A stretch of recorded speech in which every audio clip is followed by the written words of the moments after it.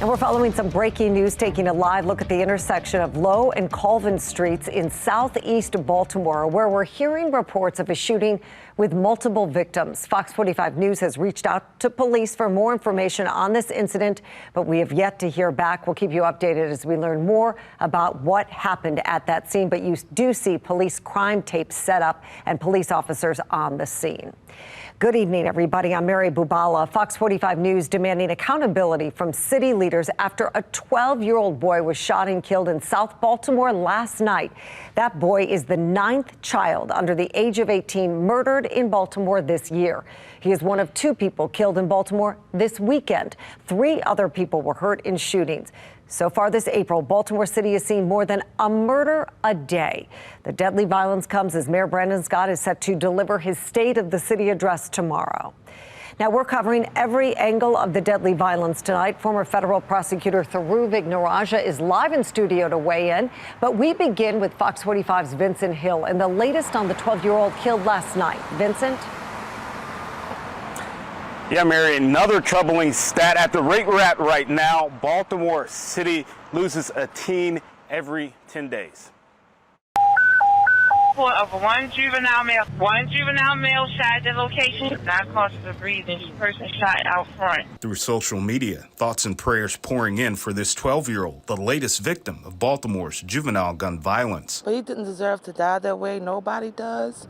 And it's a devastating loss to me. Neighbors describing the shooting scene as a war zone. Like 8 or 10 shots back to back. It did sound like maybe a rifle or something like that. Commissioner Michael Harrison and Mayor Brandon Scott seem to be more concerned about the type of weapon instead of another Baltimore statistic. Weapons that are used in war and should only be used in war are being used on American streets, the streets of Baltimore. When we talk about these weapons, we're talking about weapons in many cases that in the military, you need months of training to operate. 9 juveniles have been shot and killed in Baltimore this year, and 28 shot and injured. If they brazenly shot a 12-year-old tonight, they will shoot anybody at any time. Baltimore residents fearing their child could be next. I believe that there is a lot of unknown violence that happens out here. And while the mayor says a curfew will keep kids safe, many residents are skeptical. They had a curfew here a few years back, and it didn't work. As the mayor is set to give his State of the City address Monday, the state of Baltimore's violence has residents speechless. I'm just really lost for words. Now, Baltimore police say they do know the name of that victim, but have not given it to us yet. Also, no word on the suspect or if that 12-year-old was the intended target. For now, we're live at BPD headquarters. Vincent Hill, Fox 45 News. Vincent, thank you. This 12-year-old boy is the latest juvenile to lose their life in Baltimore. On Friday, police identified a 16-year-old killed last week as Cameron Murphy. Fox 45 News reached out to Baltimore City Public Schools to find more out about him, but they told us Murphy was not enrolled in a city school this year. In March, 16-year-old Isaiah Carter was shot and killed at a park near his high school. In January, 15-year-old LaRon Henderson was killed just blocks from Forest Park High School. And just weeks before that, 16-year-old Deontay Dorsey was killed in a shooting near his high school at the Edmondson Village Shopping Center. Those are just some of the 9 children killed this year. Community members we spoke with say they are afraid for the city's young people. Got kids killing kids out here like they fighting in a war. Kids feel at this point there's no consequences. What the kid had to do with it, you know? That's what makes this stuff crazy.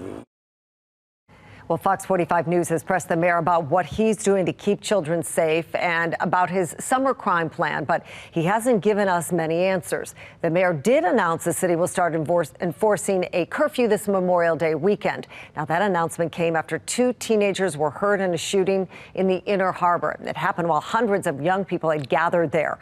Law enforcement experts we spoke with say while the curfew isn't a solution to the rising juvenile crime, it's better than nothing. It's not the solution. It's a tool in the toolbox, and it gives police officers discretion to maybe intervene or not intervene. They can't intervene in every situation. It's not just about police action, police engagement, police action. It can be an opportunity to reduce the likelihood of having young people in harm's way. I understand the lack of police officers, that we have a shortage of close to 500. but they must be held accountable. We can't just continue to let them run and do everything they want to do. Well, some say a curfew doesn't go far enough, saying the city should reinstate the controversial stop and frisk policy, but not everybody agrees. It is a prevention to many crime. They had the crowd the weekend before, another crowd. Now you see this, all of this commentary and information on social media. It's a combination of things, and that 100% would have been a voluntary stop. That advice leads to how departments face class action lawsuits and how they get sued. Simply a large gathering of juveniles is an insufficient reason for the officers to violate everyone's constitutional rights by simply patting everybody down. Well, the corrupt gun trace task force abused the stop and frisk policy. It is now one of the areas regulated in Baltimore's consent decree.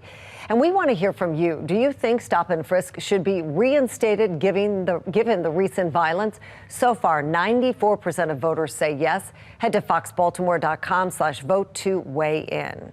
And Baltimore City isn't the only place seeing teenagers fall victim to deadly gun violence. Police in Salisbury are searching for suspects after a 16-year-old boy was shot and killed there early this morning. A 22-year-old man was also hurt in that shooting. Governor Wes Moore appeared on ABC's This Week this morning, where he addressed the deadly violence throughout the state and last night's deadly shooting in Baltimore.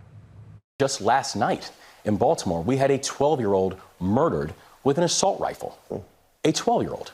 And so when we talk about an all-of-the-above approach, it's why in our first 90 days, yes, we did things like invest a historic measure of $107 million into mental and behavioral health supports, that we put $122 million into local law enforcement, to include $17.5 million into Baltimore City alone.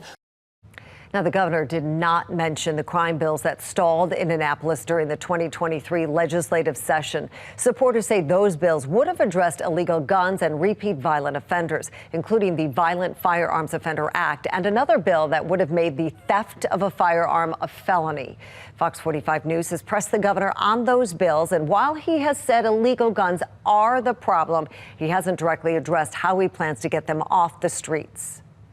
We've got to be able to focus on getting these guns off of our streets, these illegal guns off our streets. Tackling illegal guns and repeat offenders, there are bills in the legislature to do that, but we haven't seen you come out and say, we need to get this done. Yeah, well, you have seen us working with the legislature, and at the same time, I want to see bills make it to my desk that are going to focus on keeping our communities safe.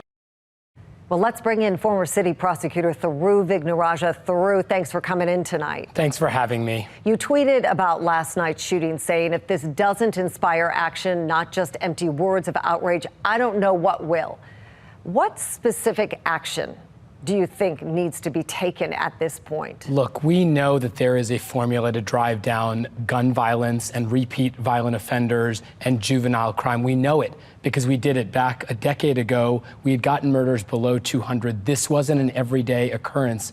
And yet we see our politicians resorting to talking points instead of doing the proactive enforcement, the multi-defendant gang prosecutions, going after those investigations that take a few months to build, but to actually get these gangs and these gun offenders off the streets. Tough talk is just that. And the criminals on the street know that that's not going to result in them being arrested or prosecuted or convicted.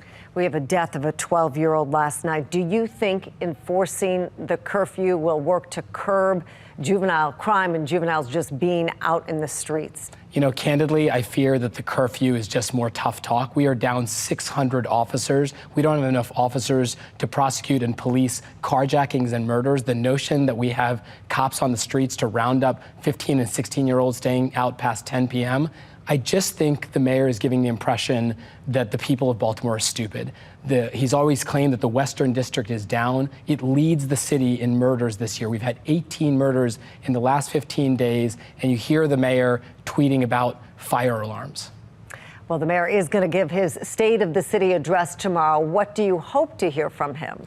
What I really hope he doesn't say is that things are going well. What I want him to say is that he recognizes that things are in an emergency, urgent crisis, and that he's got a concrete roadmap of actually what to do, not resorting to the talking points about guns being bad and violent offenders needing to get off the streets and the community needing to step up. All right, we will see. Thuru Vignarajah, thanks for coming in tonight for your perspective. Thanks for having me. Well, Mayor Scott will be part of several State of the City Day events tomorrow, including a public safety roundtable before his address at 7:30 tomorrow night. Fox 45 News will have complete coverage of those events and the mayor's speech both on air and online.